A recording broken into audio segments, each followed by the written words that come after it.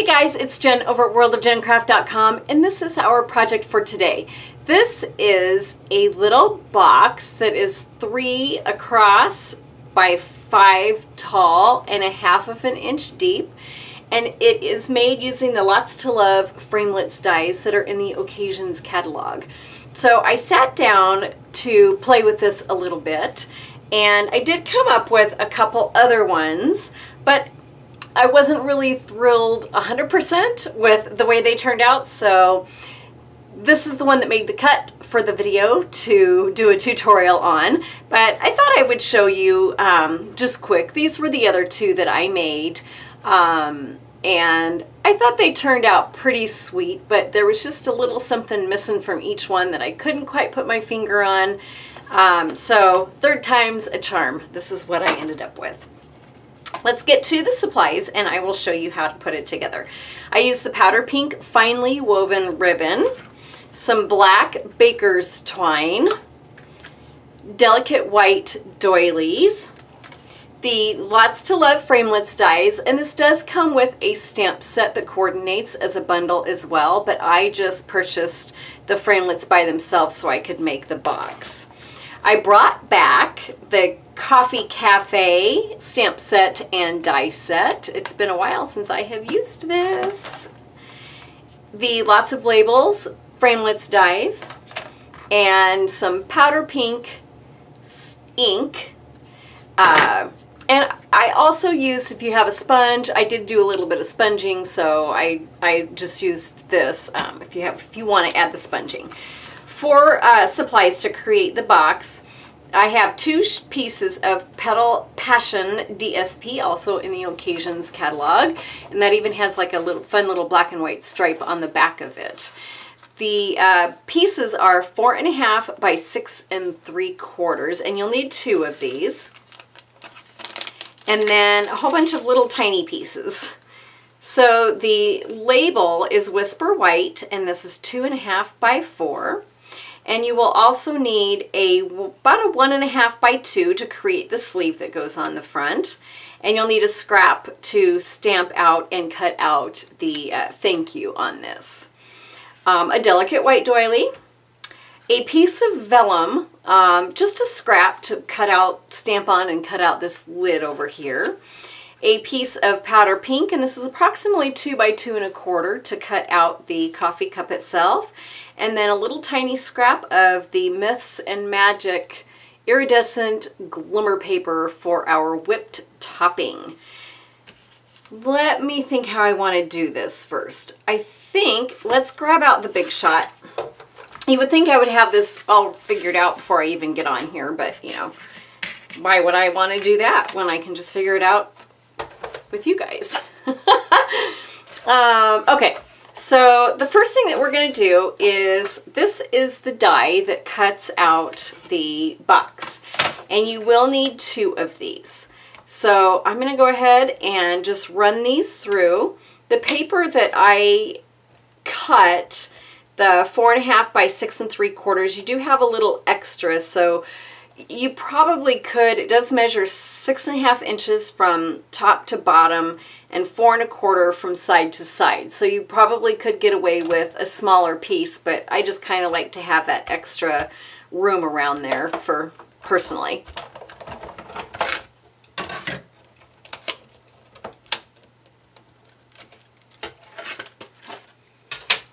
Alright, so when you are done, you are going to have 2 identical pieces that we are going to fold along on all of the score lines.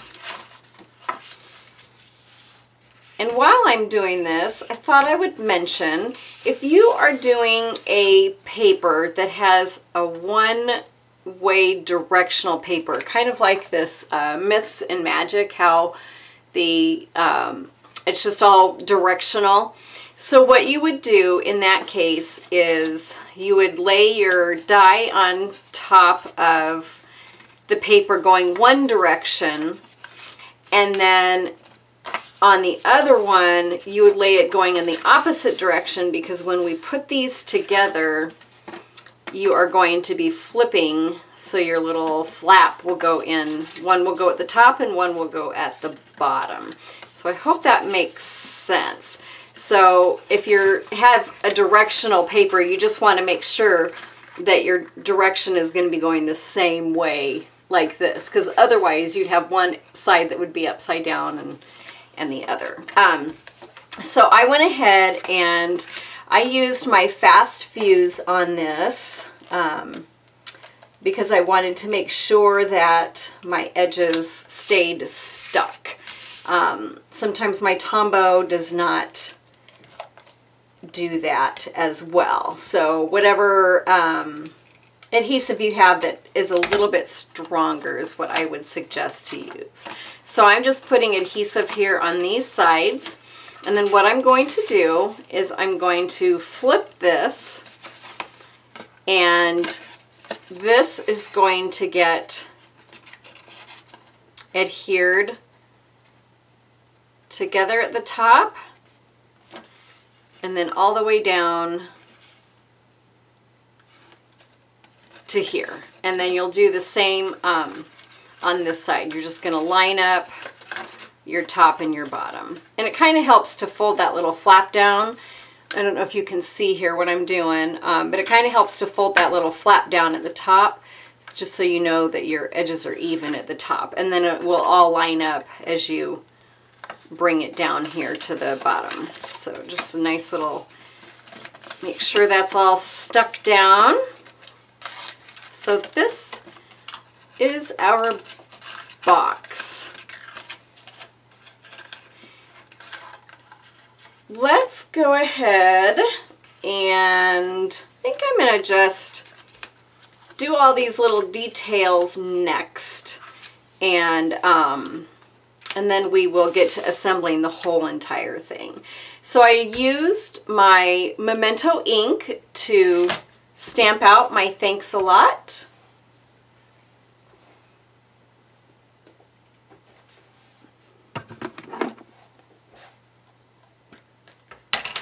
Or my thanks a latte. Let's see, make sure I get a good image. And I just pulled out my Memento just because that's what I had available. You can use basic black if you would like as well. And then I'm also going to take my powder pink and I'm going to stamp out the lid on this. And we don't have to be too particular with where we put it because we're just going to use the Big Shot to cut it out. So I'm going to grab out my Big Shot again.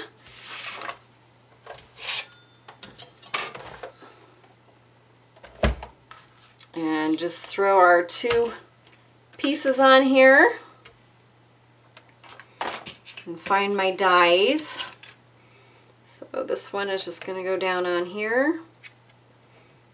And of course it has a mind of its own right now, so let's see if I can get it to cooperate by changing it. And I might have to use a different plate. Alright, that looks like that's gonna work. It's not quite on there, right? And I just touched it and it moved. Alright, I'm gonna leave that. And I don't know if I'm going to be able to do this. Nope, I'm going to come back. So I'm going to do this first and then come back and do my other one.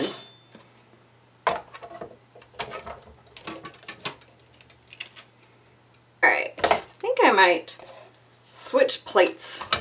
See if that helps. I'll throw this down.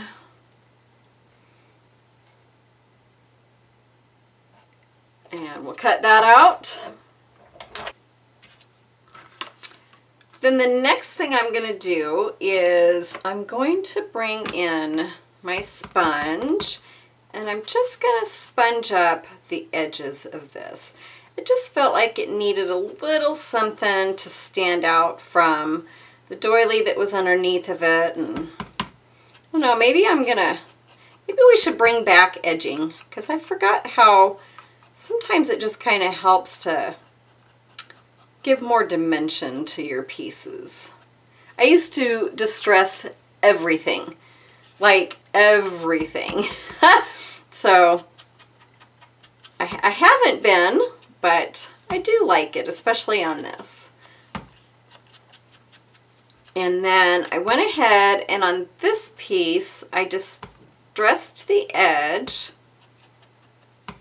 And then I did kind of just run the ink over just a little bit over those little ridges in there, just for a little extra added texture and dimension. So not a terrible amount on that. And I went ahead and adhered my label onto the center of my doily. And it might not match up perfectly, but as long as you get it kind of somewhat where you're happy with it. And I'm going to throw on my sleeve. Thanks to you guys for telling me what it was way back when I did my one video using this set. For life of me, I could not remember what it was called. So on this one, I'm going to go ahead and I'm going to use some Stampin' Dimensionals, and I'm going to pop my cup up. I think I'm going to bring my little container back in the picture and kind of see where I put this. So I kind of put it at a little bit of an angle on here.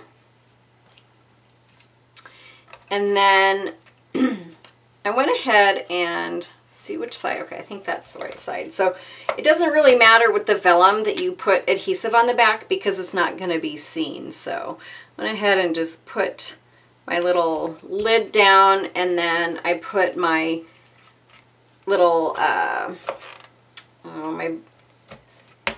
I'm gluing myself all up here.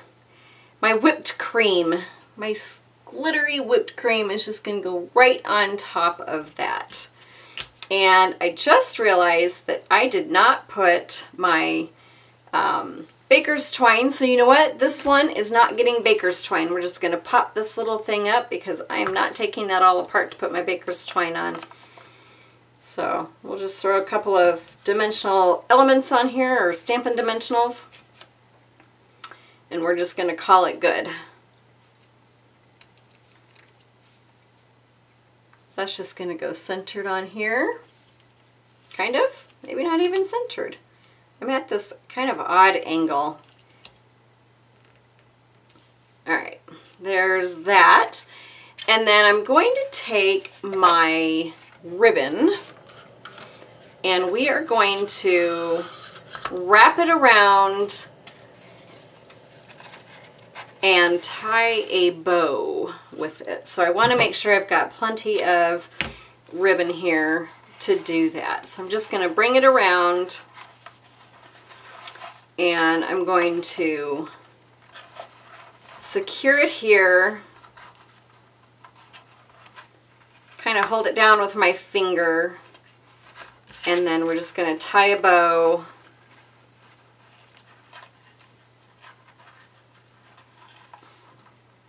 Hopefully. Kind of pull it in a little bit.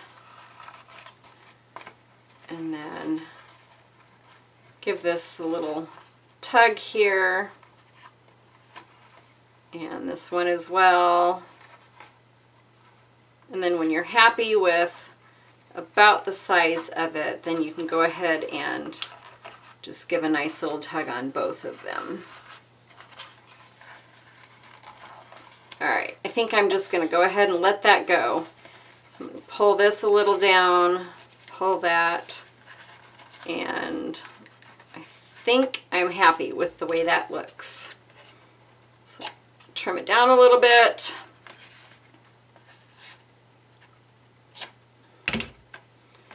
And then all we need to do is adhere this onto the front.